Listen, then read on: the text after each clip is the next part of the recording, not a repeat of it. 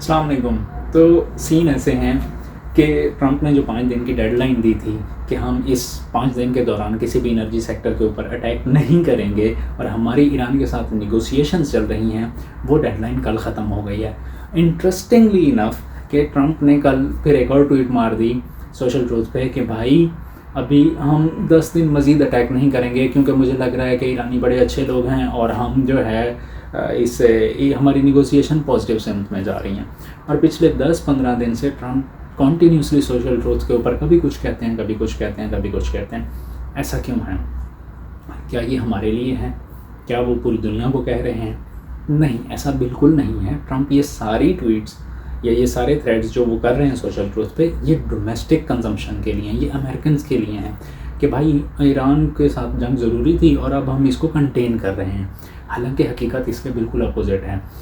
Iran के जो leaders Pakistan में निगोशिएशन के लिए आए और अमेरिका से भी आए, जेडी वेंस वगैरह, तो उससे पहले पाकिस्तान ने अमेरिका को कहा था कि भाई निगोशिएशन के लिए हम प्लेटफॉर्म प्रोवाइड कर देते हैं, इस्लामाबाद आ जाओ। बट सीन ये है कि अपने तुम मुसाद को समझाओ कि ये दूसरे कंट्रीज़ में असैसिनेशन वगैरह करता रहता है, तो पाकिस्तान में हमें इस तरह की कोई एक्टिविटी नहीं चाहिए। फेयरली इनफ कि हमें अपनी ज़मीन पे क्यों किसी को मरवाना है, हमको मरवाने के लिए तो नहीं बुला रहे। तो मुसाद ने कहा कि भाई हम, अमेरिकन से कहा मुसाद ने कि भाई हम तो नहीं करेंगे, लेकिन इनका एक हमसाया है वो इस तरह की एक्टिविटीज़ करता रहता है और वो ऑलरेडी कनाडा में कर चुका है, यू नो दैट। तो अब उनकी तरफ से अमेरिकन को भी थ्रेट है, ईरानियंस को भी थ्रेट है कि वो इस तरह की एक्टिविटी कर सकता है, उनका देख लो, ठीक है। तो अभी ये मुसाद कह रही है। तो अब सीन ऐसे हैं कि भाई पाकिस्तान को ऑब्वियसली आइडिया था कि इस तरह का सिनेरियो बिल्डअप हो सकता है, कोई भी आग लगाने की कोशिश कर सकता है। तो आई थिंक पाकिस्तान इसके लिए रेडी था और उन्होंने अपना सिक्योरिटी काफ़ी टाइट रखी होगी। तो कल ट्रंप ने कहा कि हम अभी 10 दिन मज़ीद अटैक्स नहीं करेंगे एनर्जी सेक्टर्स के ऊपर। ये अमेरिका के लिए ठीक है, लेकिन आप मैं जानते हैं कि जब ट्रंप ने कहा था कि हम इसका एनर्जी सेक्टर्स को उड़ा देंगे, तो ईरान ने फ़ौरन कहा था कि हम यूएई, कतर, बहरीन और सऊदी और इन सब के एनर्जी सेक्टर्स को हिट करेंगे। आप जो हमारे साथ करेंगे वही हम गल्फ़ कंट्रीज़ के साथ करेंगे। तो ऑब्वियसली कॉमन सेंस की बात है कि गल्फ़ कंट्रीज़ की तरफ से एक प्रेशर गया होगा, एक कॉल गई होगी कि भाई ये चवल ना मार देना, ऐसा ना हो गया हम बिजली से भी जाते रहें, तो अभी थोड़ा हाथ हौला रखो। On the other hand UAE ने अभी जो इंटरेस्टिंग स्टोरी यहाँ पे 2 दिन में डेवलप हुई है वो ये हुई है कि यूएई ने कहा है कि हम 1.5 ट्रिलियन की इन्वेस्टमेंट अमेरिका में करेंगे। इन अदर वर्ड्स कि भाई हम तुम्हें पैसे देंगे और तुम इधर आओ और हमें बचाओ, ठीक है। किसी न किसी सूरत में पैसे तो देने ही होते हैं ना। तो ट्रंप बिजनेसमैन है, उसे सिर्फ पैसों की बात समझ आती है, उसके अलावा उसे कोई समझ नहीं आती। इसीलिए तो वो रो रहा है कि भाई मेरे पैसे लग रहे हैं, मैं जाके स्ट्रेट ऑफ हॉर्मुज़ को सिक्योर करूँ और नेटो या कोई भी अदर कंट्री आ ही नहीं रहा, मेरे साथ खड़ा ही नहीं हो रहा। सारे फ्रांस कह रहा है ये हमारी जंग नहीं है, भाई तुम्हारा तेल नहीं आता वहाँ से, तुम्हारी जंग कैसे नहीं है। पॉइंट इज़ कि ट्रंप साहब ये जंग आपने शुरू की है तो आपके गले पड़ेगी ना। तो हम बात कर रहे थे यूएई की। यूएई ने कहा है कि भाई हम ये इन्वेस्टमेंट करने को तैयार हैं। और एक और इंटरेस्टिंग न्यूज़ जो आई है, यूएई ने कहा है कि हम स्ट्रेट ऑफ हॉर्मुज़ को प्रोटेक्ट करने के लिए एक फ़ोर्स बनाते हैं, ठीक है।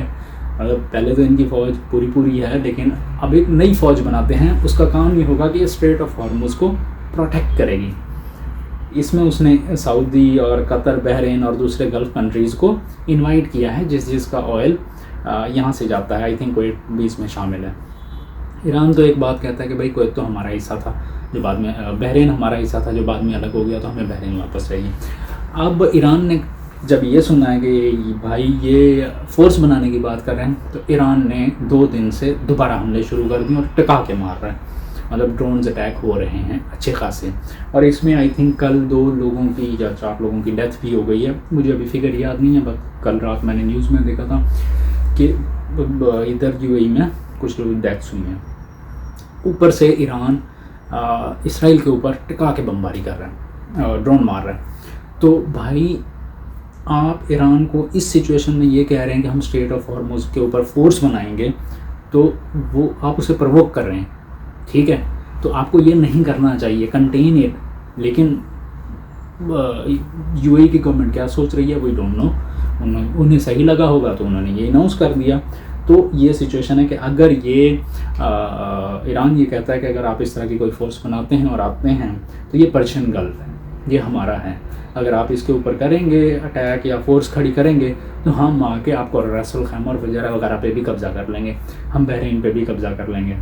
तो ये सारी बातें सुन के आपको क्या लगता है कि ये वॉर कहीं पे कंटेन होती हुई नज़र आ रही है? मेरा नहीं ख्याल कि अगले 1-2 महीने 3 महीने में ये वॉर कंटेन हो। इनफैक्ट ट्रंप को भी यही लगता है कि 1-1.5 महीने में तक तो ये वॉर चलेगी, निगोशिएशंस होंगी, वो लोग आएंगे, किसी बात पे वो नहीं मानेंगे, किसी बात पे हम नहीं मानेंगे, ले दे के हम वो करेंगे। इस वक्त सिचुएशन जो है ना वो ये है कि जो भी पहले ब्लिंक करेगा वो हार जाएगा। ईरान पहले ब्लिंक करता है तो ईरान हार जाएगा, यूएस पहले ब्लिंक करता है तो यूएस हार जाएगा।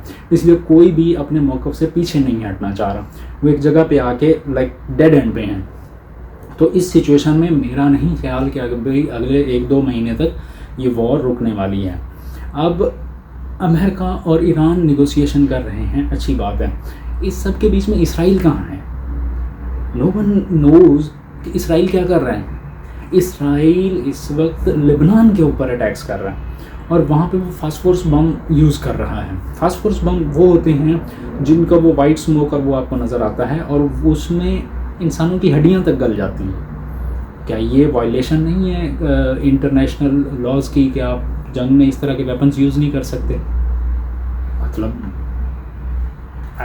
इस पे बंदा क्या कहे। इसराइल इस वक्त इस तरह की हरकतें कर रहा है और वो ऊपर से आकर उन्होंने रोना धोना डाला हुआ है कि भाई हमारे बंदे मर गए, हमारे लोग मर गए, हमारे बच्चे मर गए, हम बच्चों को लेके कहाँ जाएं। भाई तुम जब गज़ा पे अटैक कर रहे थे तो गज़ा वाले कहाँ लेके जा रहे थे?